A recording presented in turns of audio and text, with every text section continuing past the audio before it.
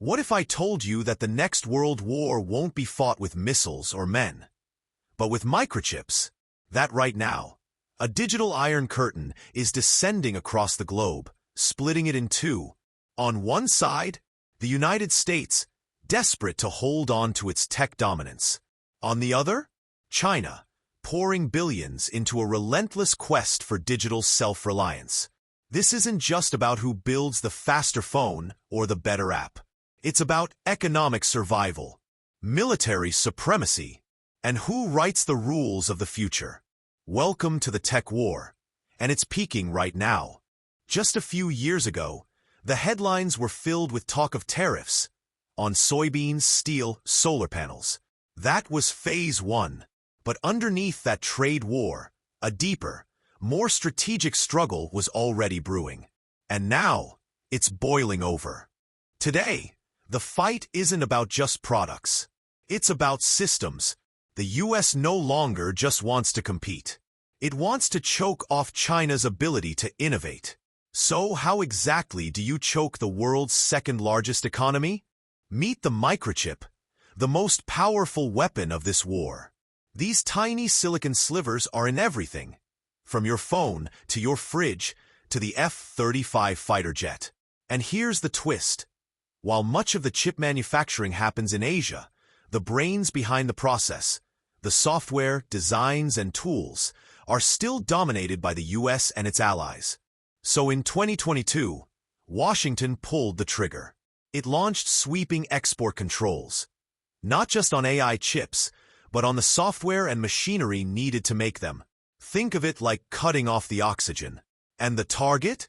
China's entire advanced chip industry. To tighten the noose, the US formed the Chip 4 Alliance and passed the CHIPS Act, unleashing over $50 billion to bring chip production back to American soil. Meanwhile, China hit back with its own weapon, the Big Fund. Nearly $50 billion to pour into domestic chip startups. And the results? Mixed, but stunning. In 2023, Huawei shocked the world by unveiling a smartphone with a surprisingly advanced chip, made using older tech. It was a defiant middle finger to sanctions, and a glimpse into what Chinese engineers can do under pressure. If semiconductors are the brain, then AI is the consciousness that runs on them. This is the next battlefield, and maybe the most important. The US has the crown jewels. OpenAI, Google DeepMind, Anthropic. Its models are more powerful, more creative, and more open. With over 1.4 billion people and looser privacy laws, China has oceans of data. It can deploy AI across entire cities, factories, and even courts, often by decree.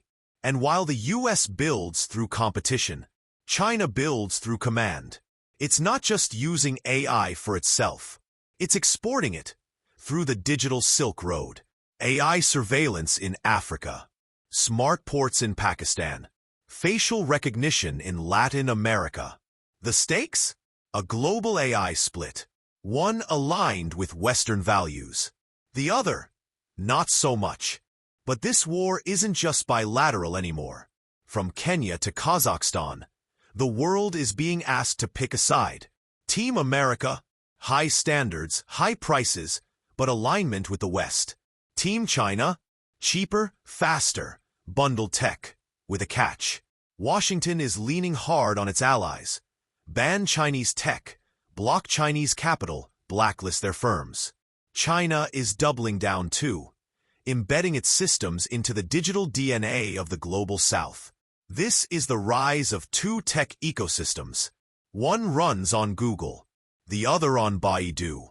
One uses AWS, the other, Alibaba Cloud. We're not just talking about gadgets anymore. We're talking about parallel digital worlds. So why is all of this peaking now? Because everything is converging: chips, AI, alliances, investment ideology. It's no longer just a trade war. It's a capital war, an innovation war, a standards war. The US is no longer just trying to win. It's trying to contain. And China? It sees tech independence as national liberation. This is no longer economics. It's existential. And here's the scary part. There's no off-ramp. We are heading toward a world of tech decoupling. Two standards, two internets, two digital realities. And we'll all have to live in one or the other. It could mean slower innovation, broken supply chains, and a far less stable world. There's no clear winner here. Just a new kind of Cold War, measured in lines of code and wafers of silicon. So the question isn't if the world is changing. It's how far it will go. What do you think? Is the US still in the lead? Or is China about to flip the script? And what would life be like under a divided digital world? Let us know in the comments. And if you want more deep dives like this, smash that like button and hit subscribe. Thanks for watching, and stay curious.